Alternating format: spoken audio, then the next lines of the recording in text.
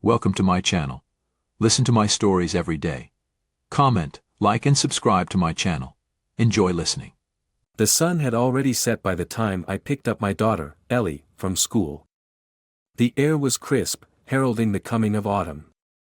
Ellie, with her bright red backpack bouncing with each step, chatted excitedly about her day, her words spilling out like birds from a cage. Normally, I would have soaked in every word, but today, my mind was elsewhere. "Daddy, you're not listening." Ellie's voice pulled me back, her small hand tugging at mine. "I'm sorry, Pumpkin," I apologized, forcing a smile. "Just thinking about Mommy. We need to visit her at the hospital today, remember?"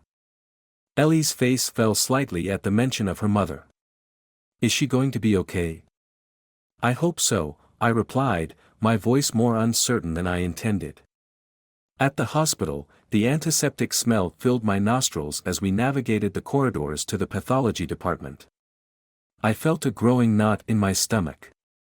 It wasn't just concern for my wife, Laura, who had been battling a mysterious illness for weeks now, it was also the overwhelming burden of house chores and childcare that had abruptly become my sole responsibility.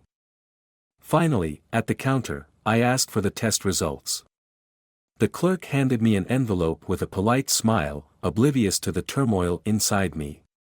I tore it open, and as I scanned the contents, my heart stopped.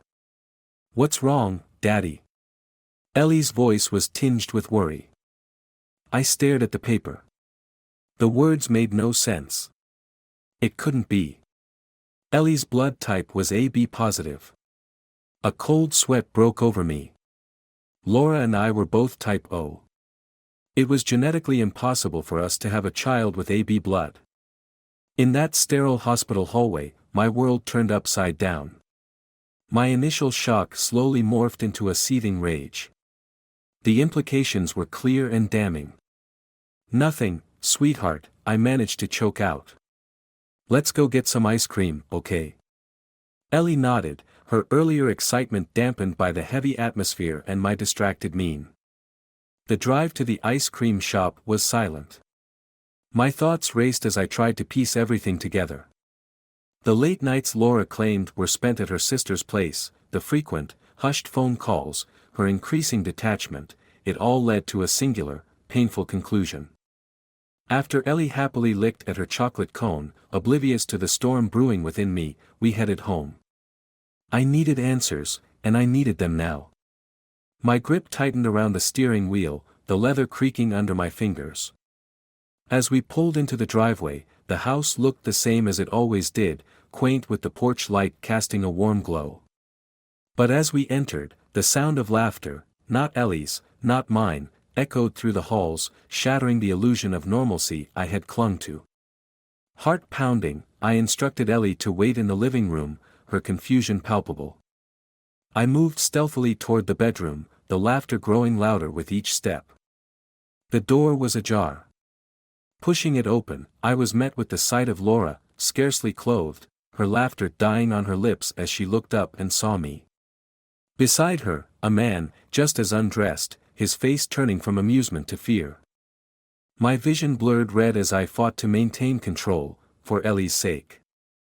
"Daddy, what's happening?" Ellie's voice came from behind me, small and scared. I spun around, blocking her view, my heart breaking at the innocence in her eyes. "Nothing, Pumpkin," I said, voice shaking. "Let's go back to the living room. Mommy will be right there." As Ellie shuffled away, her steps heavy, I faced the betrayal before me, my mind racing with fury and thoughts of revenge. The chapter of my old life had ended in that moment, and a darker one was about to begin. The silence in the car was palpable as I drove Ellie away from the house, her small frame huddled in the back seat, clutching her teddy bear like a lifeline. My mind was a war zone of betrayal, anger, and a desperate need for clarity. "I want to go home," Ellie's voice was small, uncertain. "We will, sweetie. We just need to see someone first," I replied, my voice steadier than I felt. I dialed a number on my phone, one I hadn't used in years. "Hey, it's Mark. I need your help," I spoke into the phone as soon as it was picked up. Minutes later, I pulled up to a familiar coffee shop where my old friend, Detective Sarah Jensen, was already waiting. Her sharp eyes softened when she saw Ellie. "What's going on, Mark? You sound serious," Sarah said as we settled into a secluded corner, Ellie with a hot chocolate, crayons scattered around her. I handed Sarah the medical report. "It's about Laura. There are complications." Sarah scanned the document, her brow furrowing. "Blood types." "Mark, what am I looking at?" "Ellie's not mine, Sarah. Biologically impossible. And I caught Laura today, she wasn't alone." Sarah's expression hardened, the detective in her awakening. "You're thinking paternity test, surveillance, what?" "All of it. I need to know how deep this goes before I confront her. Can you handle the legalities?" "You know I can. But think about Ellie, Mark. She needs stability." Ellie's voice interrupted, looking up from her drawings. "Is mommy sick because of me?" I knelt beside her, brushing her hair gently. "No, pumpkin. Mommy's going to be just fine. This is just something we need to figure out." After Sarah agreed to help, we left. The drive back home was slower, heavier. As we approached, the lights inside flickered ominously.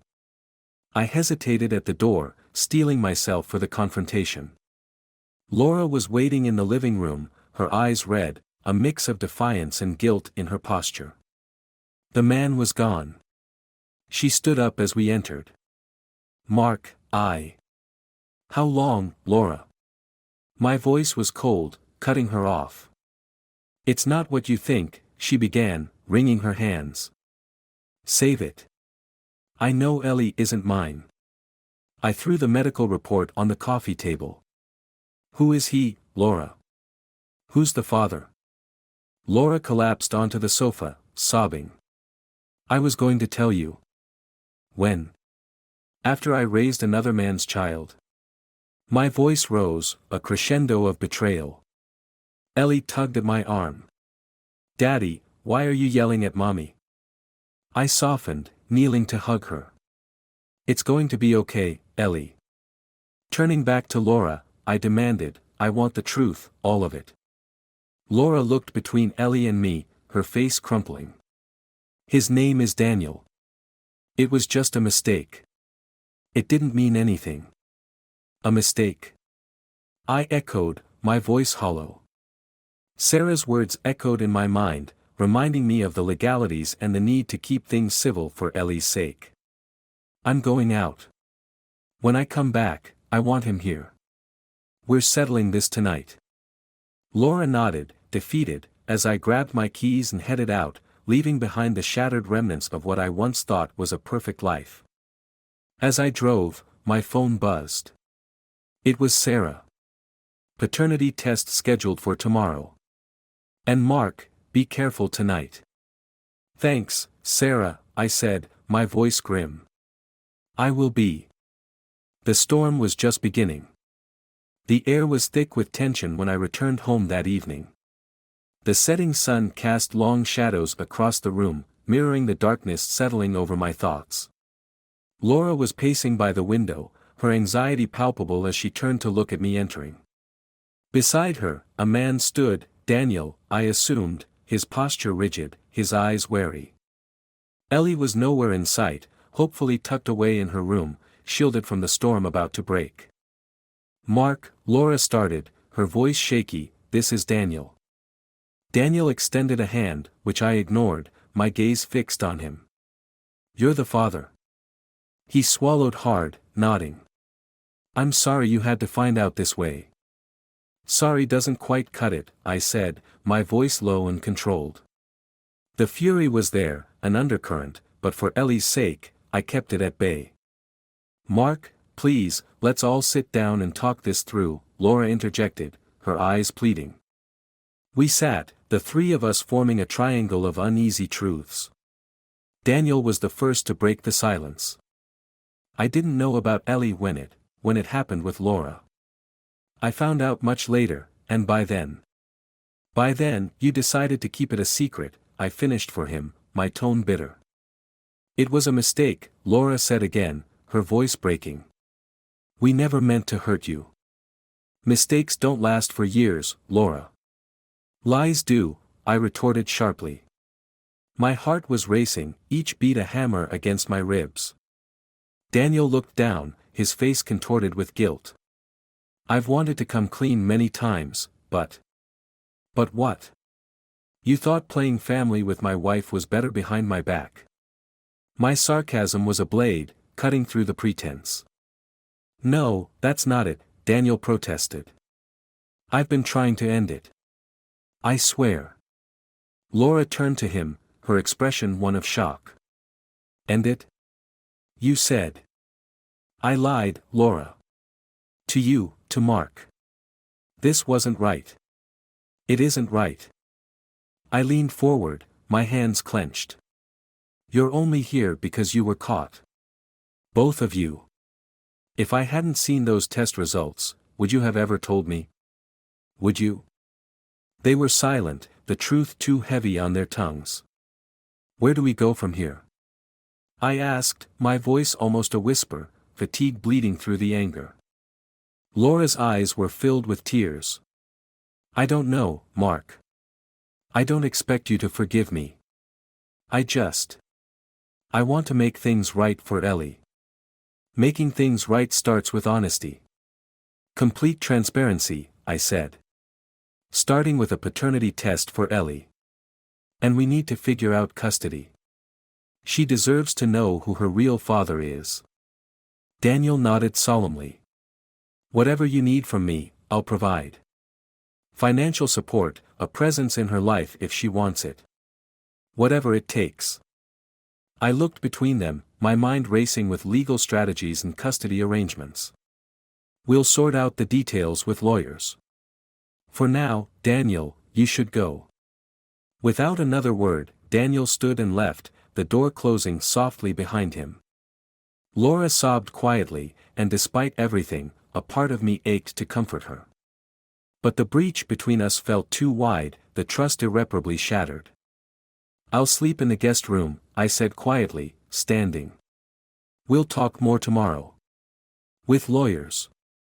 Laura nodded, her body slumped as if the fight had gone out of her.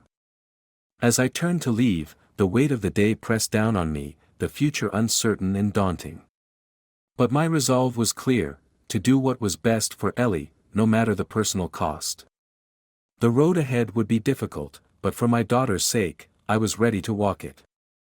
The next few days were a blur of lawyers, paperwork, and strained silences. The paternity test was scheduled swiftly, and the results would take a week.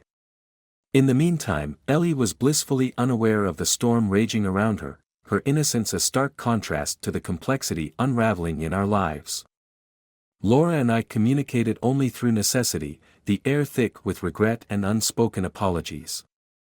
I found myself looking at her, trying to reconcile the woman I married with the woman who betrayed me. The day the test results were due, a gray, overcast sky mirrored the turmoil inside me. I drove to the clinic alone, my hands tight on the steering wheel, bracing myself for the confirmation of Daniel's paternity. The nurse handed me the envelope, her smile sympathetic, as if she knew the weight of the news she delivered. I tore it open in the solitude of my car, the paper trembling in my hands. But as I read the results, my heart didn't sink as expected. Instead, it raced with confusion, then surged with an unexpected burst of hope. The results were clear, unequivocal, and utterly impossible. Ellie is not Daniel's daughter. The words spun in my head, nonsensical and jarring. If Daniel wasn't the father, who was? My mind raced back to countless moments, trying to piece together a puzzle that seemed to be missing half its pieces. I sped home, the envelope clutched like a lifeline. Bursting through the door, I found Laura in the kitchen, her posture tense as she sensed the urgency in my steps. Mark? What? The test results, I gasped, out of breath. Ellie isn't Daniel's. Laura's face drained of color, her eyes wide with shock and then flooding with relief. "Oh, Mark. But how? You said. I thought." Laura paused, her voice trembling. "I thought it was Daniel because of the timing. But there was another possibility, a possibility I couldn't bring myself to believe." "Who, Laura? Who else?" The questions poured out, each one sharper than the last. Laura sat, her hands clasped tightly together. "It's going to sound unbelievable, but the only other person was my doctor, Dr. Reynolds. It was once, after a procedure, under sedation. I didn't want to believe it could have happened, but when I woke up that day, I felt wrong.